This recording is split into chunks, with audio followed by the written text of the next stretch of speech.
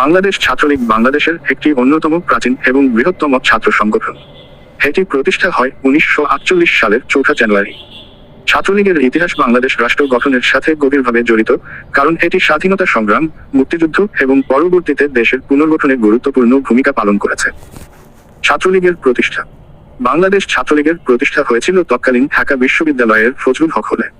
শেখ মুজিবুর রহমানের নেতৃত্বে কয়েকজন উদ্যমী ছাত্র এই সংগঠনটি গঠন করেন। এটি গঠিত হয়েছিল পূর্ব পাকিস্তানের ছাত্রদের অধিকার আদায় এবং ভাষা আন্দোলন সহ বিভিন্ন সামাজিক ও রাজনৈতিক কর্মকাণ্ডে সক্রিয় ভূমিকা পালন করার জন্য। ভাষা আন্দোলনের ভূমিকা।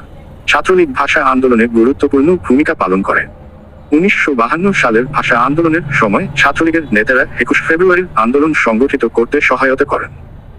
তারা বাংলা ভাষাকে রাষ্ট্রভাষা করার দাবিতে ঐতিহাসিক ভূমিকা পালন করেন। স্বাধীনতা সংগ্রাম ও মুক্তিযুদ্ধ। 1971 সালের মুক্তিযুদ্ধের সময় ছাত্রলীগের নেতারা বাংলাদেশের স্বাধীনতার পক্ষে কাজ করেছেন। ছাত্রলীগের তৎকালীন সভাপতি তাজউদ্দীন আহমদ ও অন্যান্য নেতারা মুক্তিযুদ্ধে সক্রিয় ভূমিকা পালন করেন। মুক্তিযুদ্ধের প্রস্তুতির সময় অপারেশন সার্চলাইটের পর ছাত্রলীগের বহু নেতা মুক্তিযোদ্ধা হিসেবে প্রশিক্ষণ নেন এবং সরাসরি যুদ্ধে অংশগ্রহণ করেন। মুক্তিযুদ্ধের পরবর্তী সময়। স্বাধীনতার পর ছাত্রলীগ দেশের পুনর্গঠনে অবদান রাখে। তবে বিভিন্ন সময়ে দলীয় বিভক্তি এবং নেতৃত্বের সংকট সংগঠনের স্থায়িত্বে চ্যালেঞ্জ তৈরি করেছে।